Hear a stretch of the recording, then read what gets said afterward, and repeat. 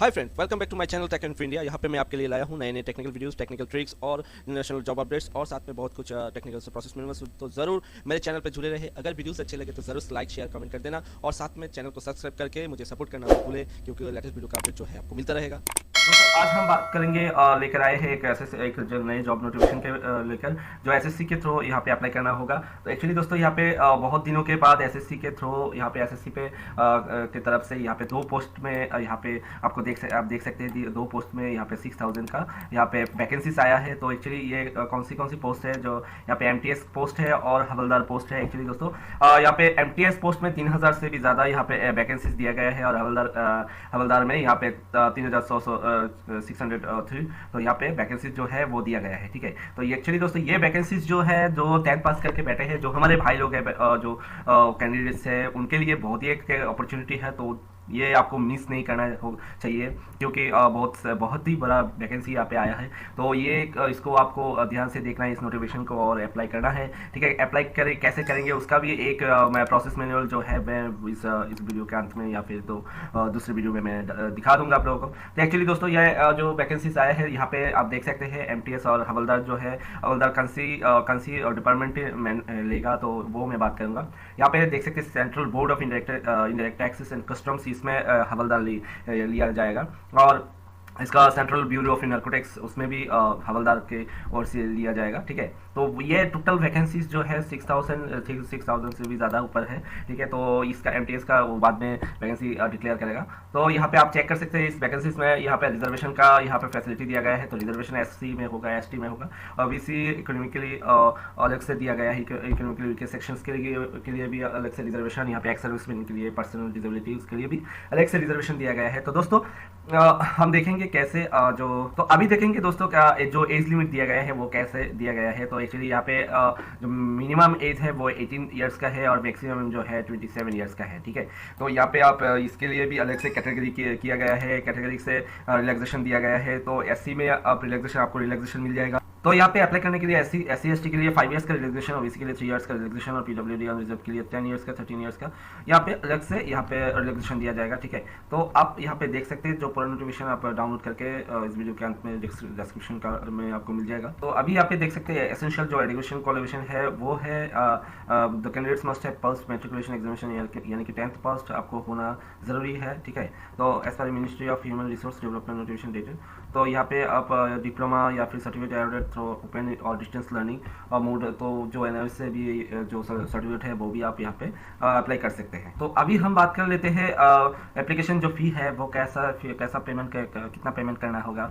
तो फी पेएबल जो है 100 रुपीज़ का है। एक्चुअली वो भी जो अनरिजर्व कैटेगरी है या फिर ओबीसी कैटेगरी जो है उन लोगों के लिए 100 रुपीज़ आपको फी पेमेंट करना है ऑनलाइन के थ्रू। ठीक है, और वुमेन कैंडिडेट और एससी एसटी कैंडिडेट या फिर पीडब्ल्यूडी एक्स सर्विसमैन कैंडिडेट के लिए कोई भी फी पेमेंट करने की जरूरत नहीं है यहाँ पे। ठीक है, तो जो फी जो है वो आप ऑनलाइन के थ्रू यहाँ पे चेक कर सकते हैं, ऑनलाइन के थ्रू बीमी या फिर नेट बैंकिंग या फिर जो डेबिट कार्ड के थ्रू आप यहाँ पे अप्लाई कर सकते हो। और अप्लाई करने के लिए फी किस टाइम आपको दिया जाएगा, जैसे कि आप देख सकते हैं अगर किसी का फेल ट्रांजेक्शन रहा तो ऑनलाइन जो फी है वो आप 2/5/2022 तक ये आप पेमेंट कर सकते हो थ्रू कार्ड पेमेंट या फिर ऑनलाइन के थ्रू। अब चालान से भी आप पेमेंट कर सकते हो। तो इसके बाद दोस्तों देख लेते हैं एग्जामिनेशन जो सेंटर है वो कहाँ पे होगा। तो अभी यहाँ पे चेक कर सकते हैं सेंटर ऑफ एग्जामिनेशन।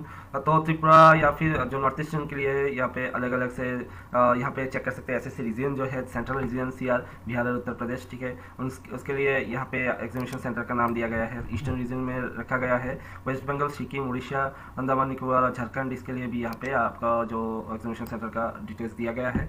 यहाँ पे चेक कर सकते हैं जो कर्नाटका केरला रीजन है, केकेआर, लक्षद्वीप, उनके लिए भी यहाँ पे एग्जामिनेशन सेंटर अलग से दिया गया है।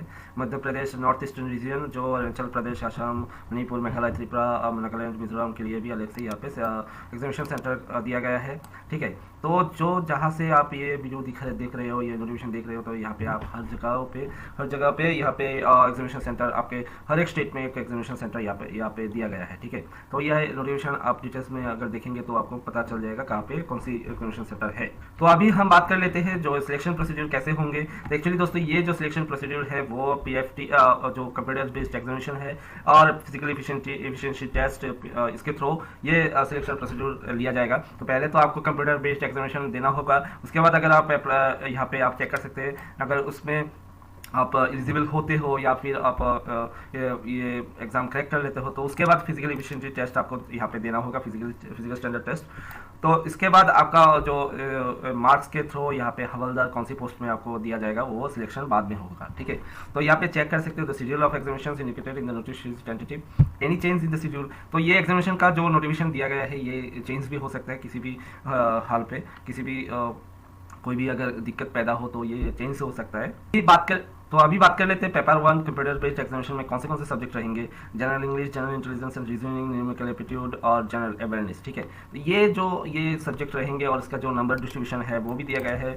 जनरल इंग्लिश जो है 25 का क्वेश्चन रहेगा, जनरल इंटेलिजेंस जो है वो 25 मार्क्स का रहेगा, न्यूमेरिकल एप्टीट्यूड 25 और जनरल अवेयरनेस 25 का, ठीक है। तो यहाँ पे आप चेक कर सकते हैं paper 1 will consist of objective type, totally objective type होगा एमसीक्यू, ठीक है, मल्टीपल चॉइस क्वेश्चंस। तो आपको ये सिर्फ टिक मार्क करना है, ठीक है। तो यहाँ पे there will be negative marking, तो नेगेटिव मार्किंग भी रहेगा, एसएससी में रहता है 0.25 मार्क्स, मतलब कि 4 क्वेश्चन आपका अगर गलत निकला तो यहाँ पे 1 मार्क्स का कटिंग होगा, ठीक है। वो भी आपको ध्यान में रख के यह एग्जाम देना है। तो यहाँ पे चेक कर सकते हैं वो यहाँ पे दिया गया है मार्किंग 2.25 मार्क्स, जो हर एक नेगेटिव रॉन्ग आंसर के लिए ये नेगेटिव मार्किंग दिया जाएगा, ठीक है। तो ना marks scored by candidates in paper 1 if conducted in multiple streams will be normalised by using formula published by the commission. तो ये कमीशन के थ्रू जो रूल्स है वो उसके थ्रू ये नॉर्मलाइज किया जाएगा, ठीक है। तो उसके लिए आपको चिंता करने की कोई जरूरत नहीं है। तो अभी बात कर लेते हैं पेपर 2 डिस्क्रिप्टिव टाइप, उसके क्वेश्चन कैसे होंगे। तो यहाँ पे शॉर्ट ऐसे सब्जेक्ट क्या रहेगा, शॉर्ट ऐसे और लेटर इन इंग्लिश और in any language included in the 8th schedule of the constitution.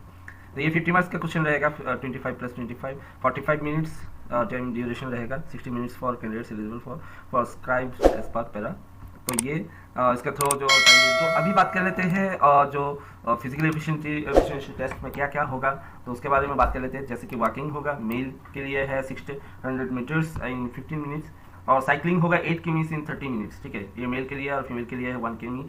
Walking होगा 1 किमी इन 20 मिनट्स और जो साइकिलिंग होगा वो है 3 किमी इन 25 मिनट्स। तो cycling is not acceptable for the post of हवलदार इन डीजीपीएम और सीबीआईसी, ठीक है। तो साइकिलिंग ये जो लोग हवलदार इन डीजीपीएम और सीबीआईसी में देंगे तो उनके लिए ये एप्लीकेबल नहीं होगा। यहाँ पे फिजिकल स्टैंडर्ड टेस्ट में यहाँ पे मेल का होगा, हाइट जो होना चाहिए, height 157.5 cm, relaxable by 5 cm in the case of Garhwali Assamese Gorkhas and members of scheduled tribes, ठीक है।